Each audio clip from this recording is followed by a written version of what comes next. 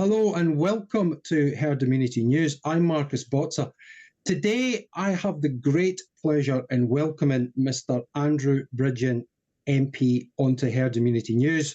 Andrew has been an MP since 2010 in northwest Leicestershire. In 2019 he delivered a 63% share of the vote, 20,000 majority. He's now an independent MP, and for those of you that follow politics like us, you'll know about Andrew's work to get Brexit over the line. You'll know about his exposure of the Horizon post office scandal. You'll know about the great work that he's done in exposing modern day slavery in the rag trade in the West Midlands and Leicestershire. But without further ado, let me just say, Andrew, how are you today, sir? I'm very good. Looking forward to tomorrow and hopeful that I'm going to be getting to lead off the debate in the main chamber, long awaited, on the COVID-19 pandemic response and excess deaths. That's right. Tomorrow, Thursday, the 18th of April, you're leading the debate, the COVID-19 pandemic response and trends in excess deaths in the House of Commons. 2 p.m, you're in the public gallery from the Cromwell Green entrance, and then later on, 5:15, you're going to be in Parliament Square and you'll be leading the address after. You're hopeful. I'm sure it will be a very successful venture. But look, can I just get your whole thought process, if we can, please? Can I take you back to this March the 23rd, 2020? Boris Johnson, the Prime Minister, he's got an 80-seat majority. We're looking at Brexit being done. He gets onto the screen and he says to the British people, and you would be watching this like everybody else, he says, I must instruct the British people that they must stay home. What are you thinking at that point? At the beginning, obviously, a lot of us didn't know much about COVID-19. Other countries were locking down, and I actually probably would have supported the first lockdown on the basis that nobody knew what was going on, and it was the safest thing to do. But after that, I mean, we just left all rhyme, reason, and science behind, and my concerns were heightened with every decision the government made about further lockdowns and 3 weeks to flatten the curve that turned into months, the furlough scheme. The extremely damaging fear propaganda that was being pushed out to the people. The suicide rate in my constituency had reached the proportion where in 1 month we had more suicides than we'd normally expect in a year. They were the collateral damage of completely unnecessary fear being pushed out for a virus that had a survival rate of 99.8%, and the average mortality due to COVID-19 was 83, which was longer than normal longevity. And my disbelief and concern was ever heightened by anyone who questioned the narrative was cancelled, respected scientists, and amazingly, I'd done a science degree at Nottingham University a very long time ago, but I was in biological sciences, specialising in biochemistry, genetics, behaviour, and virology. And I can read the papers, and I think Malone had discovered how mRNA technology worked while I was at university, and I remember Edwin Lewin Genes 1, where it was all in there as one of the textbooks. So I knew that. I think it was in March 2020, I was sent the papers about the efficacy of hydrochloroquine as a possible treatment for coronavirus COVID-19. And I sent that to the government and said, look, this looks very promising. I also sent it to Jeremy Hunt, who at the time was the chair of the Health Select Committee, and he had been the Health Secretary of State for, I think, 7 years. And I got nothing back from the government about this paper, which showed that but indicated that hydrochloroquine could be a very good treatment with considerable efficacy, effectiveness against coronavirus. And after a week, I rang Jeremy Hunt on his phone, so I've got his number in my phone book, and said, have you had a chance to look at the paper I sent you? And I was shocked by his response. He said to me, Andrew, please don't send me scientific papers. I don't understand them. And I thought, well, you're the chair of the Health Select Committee, and you were head of the National Health Service for 7 years, effectively running the health service. And you neither understand scientific papers or have access to anyone who could explain them to you, or any interest in scientific papers. So I was a bit agog at that revelation, to be honest. And it just went from bad to worse. So I spoke to a lot of scientists, and those who were brave enough to speak out were cancelled. And this mantra that, the science, don't go against the science, don't challenge the science, I mean, that just isn't how science works. Science works by challenge and counter-challenge, thesis, and that's how science develops, and it's never settled. Even medical students finishing at university today will be told that half of what they've been taught will be found to be incorrect within 10 years, so they have to keep retraining to keep up to date with latest thoughts and science. So when anyone says that the science is settled and there's no debate on these issues, that should be a red flag for anybody with a modicum of experience in real science. Well said. I mean, you were agog. We were more than agog when we heard that Professor Neil Ferguson would be directing matters. It's hard to think of anybody with a worse track record, Andrew. I don't know if you can do it. I set you that challenge when it comes to getting it wrong. We also saw that there were people like Paula Venables involved with Imperial College London as she took up her post after the post office debacle. But we were told for the first time in history that herd immunity, learned immunity, and natural immunity was no longer a thing. And that was ludicrous. One of the biggest red flags looking back was that there was no account made for those who'd already been infected with the virus. And they were still vaccinated as well. And also the narrative was changing. We're going to vaccinate the vulnerable, and then we're going to vaccinate all adults. And when we got down to vaccinating the children, my heckle started to go up to the point where when the MHRA in November 22 asked for permission to vaccinate from 5 years down to 6 months of age, I decided I was going to stand up in Parliament and say enough's enough, and they're not safe, they're not effective, and take the consequences. But I knew that I could win that argument, that even those who were most pro-vaccine could be demonstrated to them that there was any healthy child of that age was no risk from minuscule risk, if any at all, from COVID-19, but there was a risk from these vaccines with a severe adverse event rate of at least 1 in 800 and multiple doses, meaning that the risk was multiplied a number of times. And although on the 13th of December, my life changed because I was immediately cancelled by the mainstream media for going against the narrative.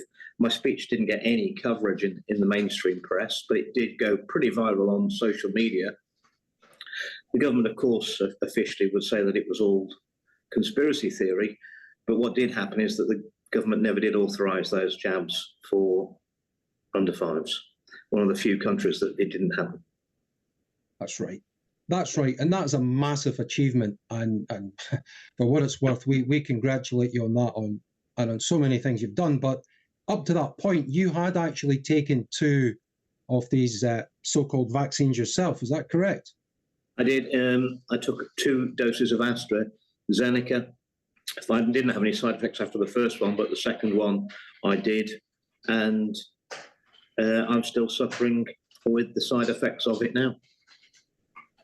So that was through the spring, the first rollout was spring to the jab started at the end of 2020. the first of the vulnerable, so-called, were being jabbed.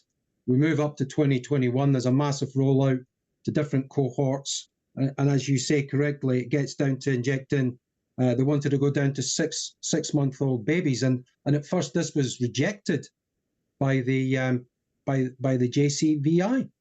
Yeah, the Joint Committee on Vaccination and Immunisation, but it was put to the government. Well, but they'd also objected to under 15s being vaccinated. They wouldn't support that, but they were.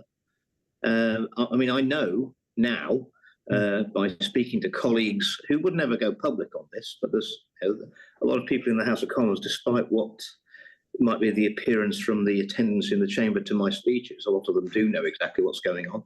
There are about 6 doctors, qualified medical doctors in the Conservative government, or in the party, parliamentary party, and I'm told that all of them went to see Sajid Javid when he became Health Secretary after the Hancock fiasco, when he had to resign. And all of them said that all these qualified doctors who are MPs said, do not authorise these vaccines for under 18s. And he listened, and then he did. And he's another MP, another former Health Secretary who's leaving Parliament at the next general election. Yes, they all tend to be heading out the door. When Nadeem Zahawi, of course, was kind of caught in a very tricky position with his taxes. Matt Hancock been exposed with his Matt Hancock diaries that he wrote with Isabel Oakenshaw, which exposed the most extraordinary litany of crimes against the people when it comes to indoctrination and coercion. Now, we were meant to have informed consent. This is the whole point about this. This goes back to the Nuremberg Code, Andrew, which you have quoted many times, as well as the Helsinki agreements, that people should be in charge of their own bodily autonomy. And those basic intrinsic human rights, yes, no one can sign them away and no one can ever take them off you. Even with your consent, they can't take those rights away from you because they're inalienable rights. You can't sign a piece of paper saying, I give that right away. If you can't sign rights away, you can't take them away. They are in perpetuity. And no government should seek to do that. But of course, you've got that Noah Harari, whatever his name is, the sidekick to Klaus Schwab, who says that human rights are a fantasy. Yeah, well, they do seem to be to these people, to this World Economic Forum globalist horde. They seem to have replaced democracy with totalitarian rule. As you say, they have the only and final word on the science. And we're going to come on to the WHO Treaty for Pandemic Preparedness, or whatever it's called this week. They seem to be like a three times. It was the Pandemic Treaty, then it was the Pandemic Agreement Accord. Now I believe it's called the Pandemic Agreement. Well, I have not agreed to it. My constituents haven't agreed to it, and I'm not going to agree to it. But also equally dangerous is the amendments to the International Health Regulations 2005. That's the last time they were amended. And the worrying thing is, I think the WHO are running 2 horses in a race where they don't mind which one wins.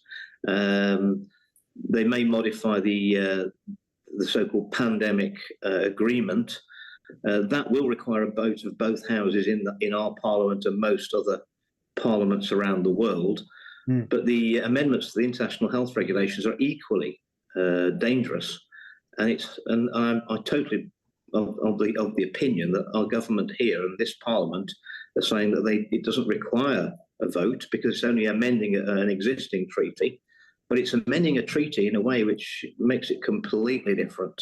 So again, it will be that the WHO's recommendations are binding when a public health emergency of international concern is called. It widens the scope for the public health emergency. It doesn't have to be a human pathogen. It could be an animal pathogen, or it can be something to do with the environment, perceived, or the risk of any of these things, which will immediately give the Director General of the WHO, who are an unelected, unaccountable, non-tax-paying anywhere in the world, and a diplomatically immune from prosecution organisation, and all their employees have those protections. So you were putting someone in charge who's not elected, not accountable, not paying tax, and immune from prosecution. once they're in charge of these policies around the world under this one health system where health affects everything, so they have control of every aspect of our lives and our countries. If you, I, or anybody else in the world objects to what Dr. Tedros intends to do or is doing to us, there is no court anywhere in the world where we can hold him to account. Now, what could possibly go wrong with that? Yeah, and when you look at Dr. Tedros's background, Track record. It's awful. It's truly awful, as is the World Health Assembly leadership as well.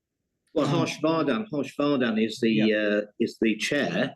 He was an Indian health minister who had to resign for promoting a fake drug. Yeah, and his reward was to fail upwards, and he became in charge of, chair of the World Health Assembly that appoints the Director General of the WHO.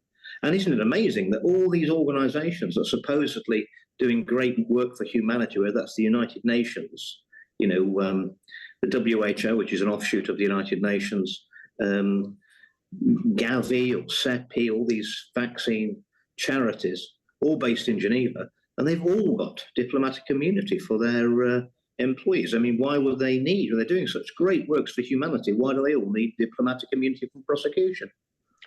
Well, as the vaccine manufacturers were given in this country. Oh, of course, the treaty, the new treaty, WHO treaty, and the amendments enshrine it in law that the new mRNA vaccines will be produced in 90 days, so no human trials at all, with full indemnity for the manufacturers. And those will be in the guidelines. So we've got a WHO whose recommendations, I think, were at the last pandemic, the COVID-19 so-called pandemic, were a litany of disaster.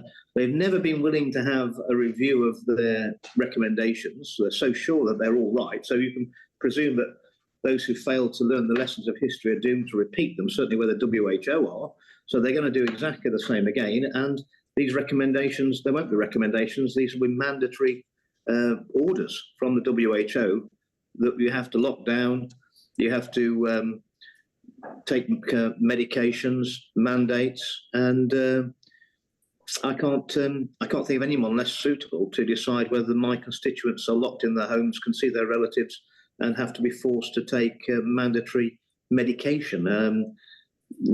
No, I will not be voting for any of this, I can assure you.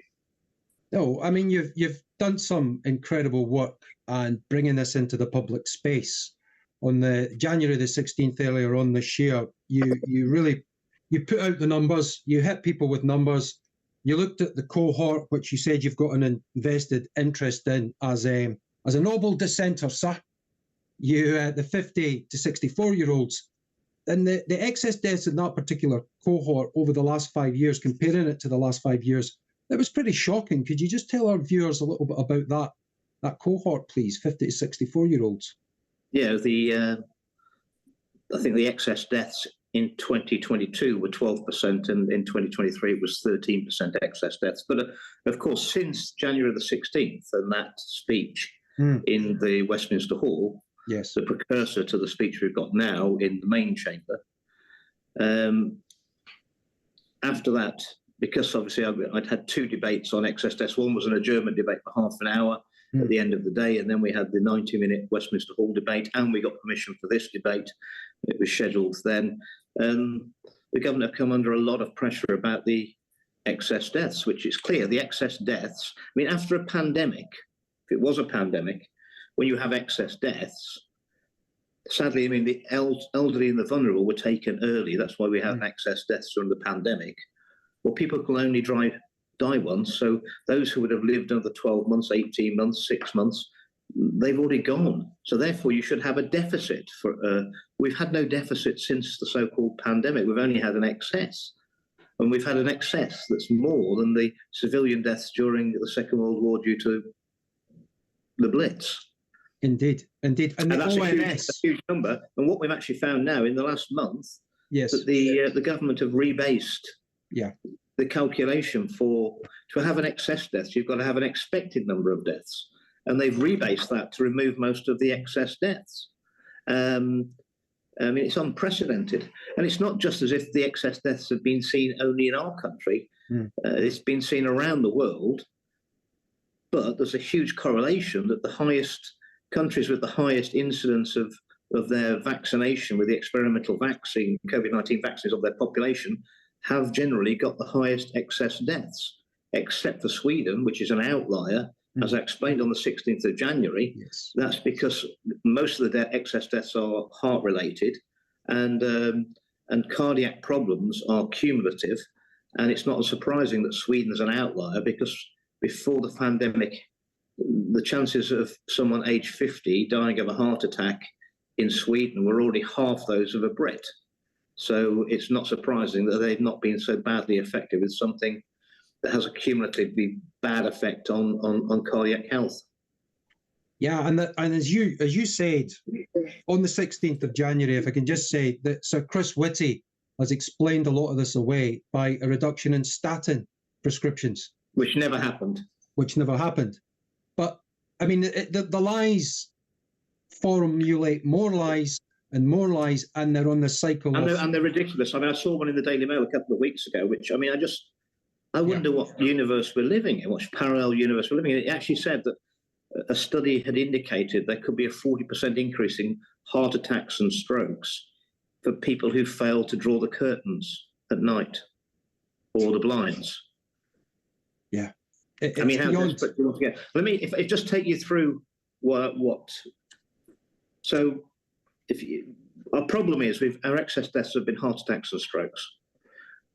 What we know is that these experimental genetic gene therapies, they said that they stay in your arm on the injection site and they go after a couple of days. That's not true. They go all over the body. And you're getting an injection of probably 88 billion strands of messenger RNA and a big chunk of DNA contamination as well from the plasmids that they've cultured the vaccine up in. The way that goes around the body is through the lymphatic system, but a lot of it's going through the blood supply. Your blood vessels are on the inside. You've got endothelial cells. So the mRNA is coming into contact with those endothelial cells lining all your blood circulatory system. They go in with a lipid nanoparticle coating.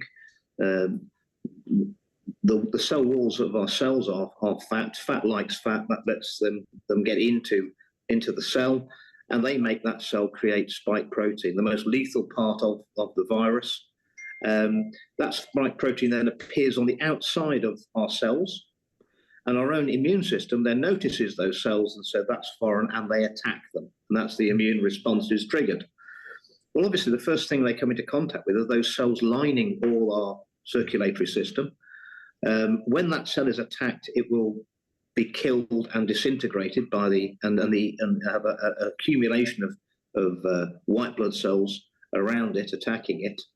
Well, when that explodes into your blood vessels, I mean, that's a clot. And if that clot goes round to your heart, you're going to have a heart attack. If it goes to your lungs or your brain, you're going to have a pulmonary or a stroke. And that's as simple as it is. I mean, that's how it works. Yeah. Why would we be surprised that we're having a huge increase in strokes and heart attacks when what we're actually doing is pumping this into our bodies, and it's immediately attacking those cells, the endothelial cells, lining all our blood vessels. I mean, it's not hard to understand how that could be happening, but there are none so blind as those who do not wish to see, and huge vested interests. I mean, I will tell you, I've said it before, I'll say it again. Before I was thrown out of the Conservative Party, I had a meeting with a senior grandee who'd got the party line. I spoke to them for an hour and a half, explained all my concerns about the vaccine. This was in January 2023. Sure. And also about the midazolam and morphine, the scandal of euthanizing so many vulnerable elderly to make up the first wave, I believe, of COVID-19. And after an hour and a half, he turned around and said to me, Andrew, there's currently no political appetite for your views on the vaccines. There may well be in 20 years' time, but in the meantime, you have to bear in mind you're taking on the most powerful vested interest in the world with all the personal risk for you that will entail. And I left the meeting at that point and said, well, that's it then, isn't it? And I would point out to your viewers and listeners that I did some research last summer on the thalidomide scandal from the 60s. Sure. Yeah. And thalidomide was withdrawn in the UK in 1961. Terrible side effects. 60% of the babies died or killed, and 40% were born with terrible, terrible life-changing injuries, as we know. The word thalidomide was never raised in the chamber of the House of Commons until 1972. It took 11 years. 11 years. When the evidence of what had gone on was all around. Some of those children, disabled children, would have been 11, 12, 13 years old. And that was when the compensation started, if you can call it compensation. And there was also Kemi Grunethal, the company who manufactured thalidomide, also had an injunction against a newspaper, The Times, not to talk about it. That was overturned in Strasbourg by 3 judges, and they ruled that speakers of the House of Commons had deliberately suppressed all debate on thalidomide for 11 years. And I would also say that, do you know what thalidomide's marketing slogan was? Safe and effective? Safe and effective. And there are rules around safe and effective following that. Sure. That no pharmaceutical company is legally allowed to use the phrase safe and effective without caveats, because everything has a risk. Sure. And that was thrown out, like everything else, that rule book was thrown in the bin for the COVID-19 pandemic. Safe and effective. I mean, I think what also disgusts people, Andrew, is the current COVID inquiry that we're seeing right now. You have characters like, okay, you've got Dame Heather Hallett. Heather Hallett's been handed this one. Some may call it a hospital pass. But when we look at the terms of reference, and we look at, in particular, Module 4, now this module has been kicked into the long grass, as you so brilliantly said in January. This was the module that was concentrating on vaccine harms and injuries. And the lead of this, Hugo Keith, KC, he said that this is not within our remit. He's not interested. Even when Rishi Sunak wanted to raise the subject, not that he doesn't have blood on his hands, and that's us saying it. Well, he wasn't interested. The debate, I put a votable motion on the debate tomorrow. So as long as it happens, the motion is that the House will urge the Hallett review to immediately open Module 4 and look at the safety and efficacy of the vaccines, which I think, where we are in Parliament, is the best I can hope for. I mean, I'd love to put a motion forward that we immediately suspend all use of these experimental vaccines, which are not only used for humans now. Since people have become reluctant to take them, they're now pumping them into animals that are in the food chain. So that's right. This is tremendously dangerous. And also, they're converting all the. So I managed to, deter the government from vaccinating under 5s with these untested experimental vaccines, but now they're converting all the childhood vaccines to mRNA technology. I mean, this is insanity, and it's got to stop, and it needs to stop soon. It really is. It's beyond insanity, and a lot of people are saying that when they know that they have a harmful medication, which has been, the risks of it have been brought to the front of the argument now, because you got your hands on the Pfizer contract, I believe, with the South African government. The South African Pfizer. I've got a copy of unredacted South African contract, which was signed 6 months after the UK contract, but the government won't release that contract unredacted.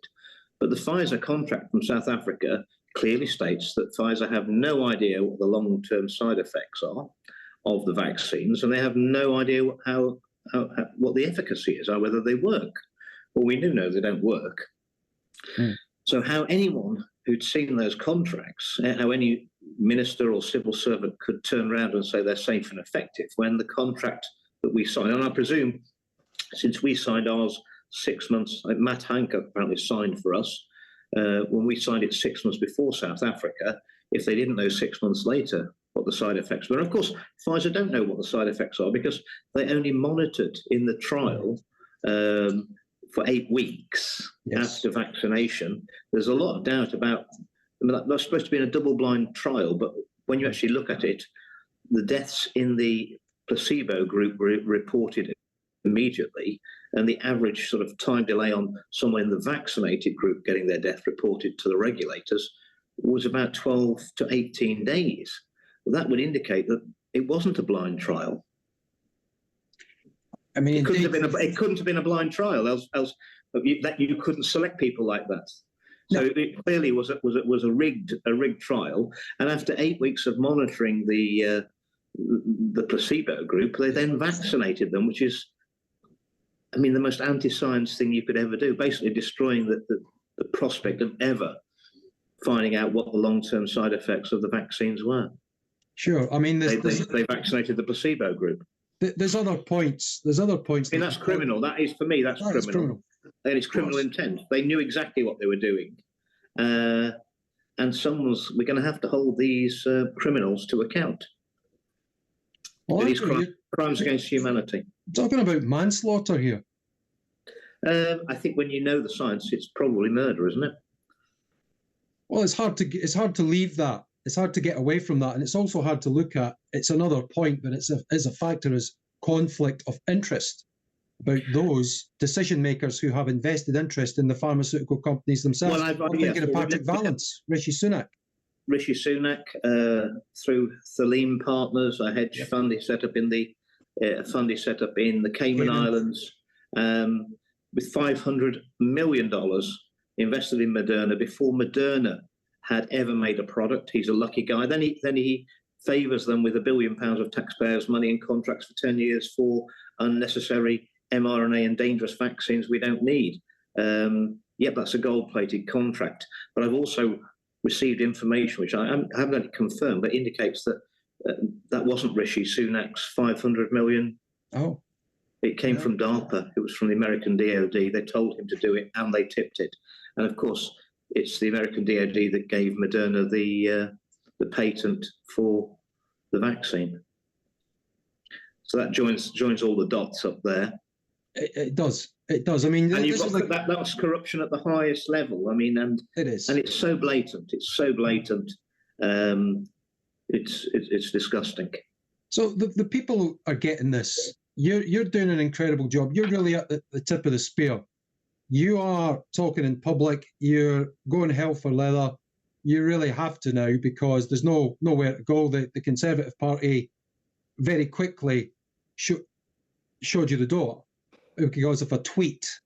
Now, and of course, falsely accused me of anti-Semitism, which is correct.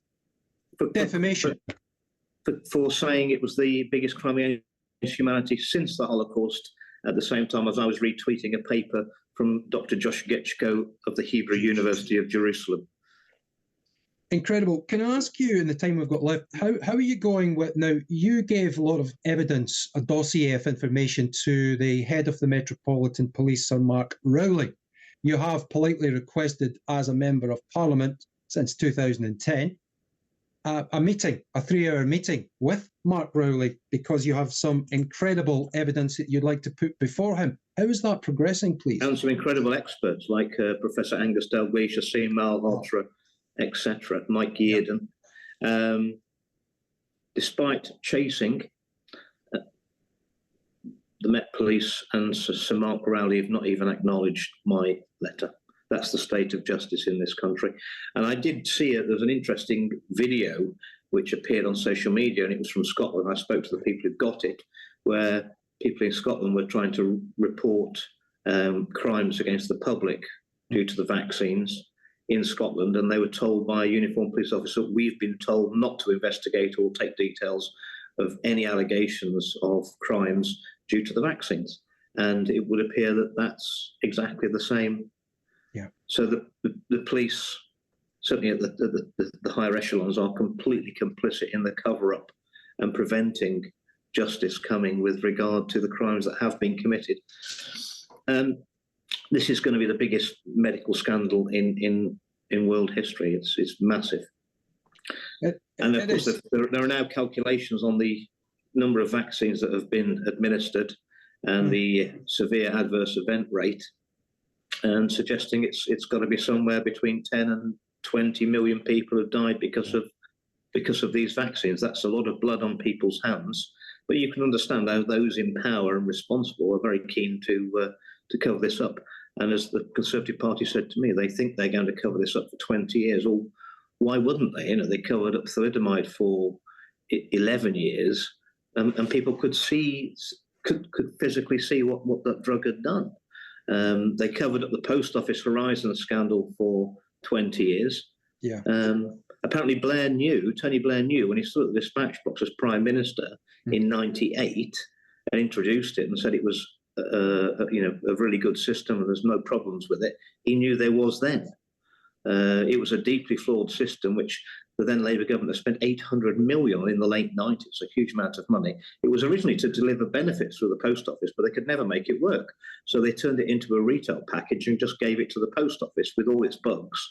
And Blair had sat back, knowing it was a flawed package, watched all those innocent people go to prison for decades, and he'd said nothing. But he knew. They all knew. Well, he was made a peace envoy.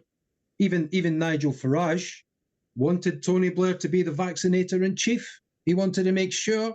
Nigel, obviously, I was in the Brexit Party movement. Klaus Schwab is in hospital. The president of the World Economic Forum. Well, I have it on good authority that Tony Blair's taking over from him at the WEF. Oh my God. Yes. So it just the news gets darker and darker. Now you're fighting against this World Health Organization treaty, right? That's really you're focusing your sights on getting justice for. The World Economic Forum. Sorry, that's Klaus Schwab. Blair's going to take over the WEF. Yeah, I know, but moving on, the WEF, the World Health Organization, they're all really similar. Demonic peas in a pod, if you like. They're all washing each other's hands. Just to go back to that article, there's an article called Article 27 in the treaty, in the World Health Organization treaty, and it's about getting out. It's about leaving, and it seems to be like the Hotel California. Same as the EU. Exactly. The treaties, they're going to say like the EU, you have to give 2 years' notice. You can't just walk out. But the treaty itself will become approved when I think about 60% of nations have approved it. So you have to opt out. Doing nothing's not an option. You've got to get out of it and say, I'm not approving it. And as far as the amendments are concerned, they're going to come into power May? 10 months from May. So it'll be March 2025. You have to have written to the WHO as a member state and say, we don't like these, to have any chance of getting out of. So doing nothing, it all just happens. And I think Bill Gates has already predicted we're going to have another pandemic in 2025. Well, March 2025. I would think the next pandemic or the next release from of a bioweapon from a lab will happen about 4 weeks after the two treaties are finally ratified and those powers have passed to, and that's when Big Pharma will get their payback. And that's a pretty dystopian world. It is a disgusting dystopian world, and obviously Keir Starmer was on the record of saying that he can get more done in Davos than the he Labour can. Party, in the debates we've been forced to have because of public petitions, they're the only ones we've had on the WHO treaty and the amendments. Yeah. We had 2 debates which were sparsely attended. The Labour opposition spokesperson made it very, very clear that the WHO has the full support of Her Majesty's opposition, and it's pretty clear they have the full support of the government as well. So there'll only be a few backbenchers willing to vote against it. And if these instruments go through, the relationship between the citizen and the state have changed forever, and it's not for the better. But it's the end of any semblance of representative democracy, because MPs will be voting to actually make our parliaments around the world redundant, and we'll have an unelected world government. And I think the fact that the Director General of the WHO has the ability to call these pandemics, he also has the ability to say when they're over, and he passes powers back to sovereign nations. Well, I think it'll be a very long time before he said that the pandemic was over. COVID-19 was for over 3 years, and that was overlapped then with monkeypox. I think we'll just have overlapping public health emergencies of international concern, and we're never going to get the powers back. That's it. It's done. So it's a trap that we do not wish to get into, because it'd be much harder to get out of it than it is to avoid going in it to start with. A bit like the digital ID and the central bank digital currencies. And we haven't even talked about the global warming, man-made global warming scam, which is another affront to any reasonable. Well, they've recruited Patrick Vallance and Chris Whitty into that as well. Now they're meteorologists as well. You know, you can just give them any job. They don't have to know anything about it. But look, you obviously believe that we can do a lot about this. You're not getting up there and doing this for just the good of your health. You're doing this for the good of the future of this country, our national sovereignty, individual sovereignty. You're doing this, and tomorrow, the 18th of April, you're leading the charge in the House of Commons on the debate. I'm doing this because I pledged when I became the MP for North West Leicestershire 14 years ago. Yeah. It's my home, they're my people, that I would work in Parliament for their best interests. And that's what I think I've done. And people are waking up. They're waking up pretty fast. And now is the time for them to wake up faster, because we're running out of time. And then we're going to need to take action. The current system of our so-called democracy is broken. We need a radical overhaul. And those who've been corrupted, it is treason. Treason has been committed. It's very interesting that the first thing that Tony Blair, when you look back now in '97, it was never in his manifesto, the first thing his government did was to take the death penalty away from the Treason Act, which was inexplicable at the time. I guess they always knew they were going to commit treason, and I think governments have been committing treason ever since then, if not before. Just on the last note, you've been very gracious with your time. I appreciate you've got so much on your plate. But before we came on air, we were talking about the impending war in the Middle East. Outbreak of war in the Middle East is getting escalated, ramped up. Neither side looks like they're going to back down. Iran's involved. China and Russia are at the back of Iran, as it's a BRICS member. We have a prime minister who's a place puppet, as many can see. He didn't even win the election. Joe Biden doesn't know what day it is. He's been led by the deep state, the CIA, the actors against democracy over there. Do you think there's a possibility that the election this year may be curtailed because we're in war? I think that Biden and his cronies and his controllers are desperate not to have an election in America in November. I think they can. They couldn't keep Trump out in 2016, and they're very, very worried. And I think they would go as far as having getting the world involved in a world war, because obviously we don't have elections. I also fear that they will try and assassinate Trump. Yeah. And if they do that, I think America's heading for civil war. It's all on the edge at the moment. The next, but all I say is, what a time to be alive. Yeah. Well, whatever the globalist plans, they're all out for once.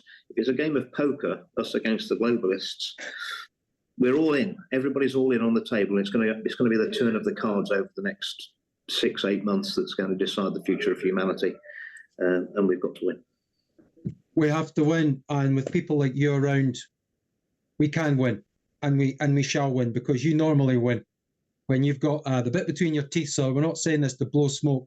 But when you've got the bit between your teeth, you get the job done. And come the election, if there isn't a war, Herd Immunity News team will we're not part of any political party, but if you allow us, we'll be up there to hand out leaflets and campaign with you, because we must have Andrew Bridgen in our Parliament.